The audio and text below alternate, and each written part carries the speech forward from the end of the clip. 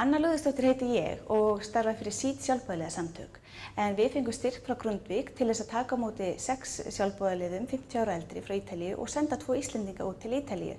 En Grundtvig stuðlar að fullorðinsfræðslu með evrópsku samstarfi og ætlað að ná til fullorðina með litla menntun.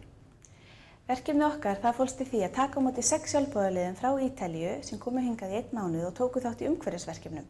Þau voru meðal annars að vinna í Laugardalnum, í grasagarðinum í Laugardal, fóru einnig austur á land og unnu þær í Vallanesi og einnig höfum við tækifæri til þess að senda 2 Íslendinga út til Ítalíu til að vinna sams konar verkefnum. Þátttakendurnir dvöldu allir í 1 mánuð og fengu ferðir, fæði og uppihald allt greitt í gegnum styrkinn.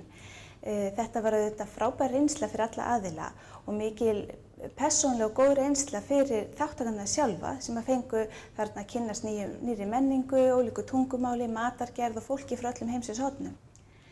Við hjá SÍD, við horfum á hópinn 50 ára og eldri en það er hópur sem oft hefur ekki tækifæri til þess að öðlast nýja reynslu og taka þátt í evrópsku samstarfi af þessari gerð.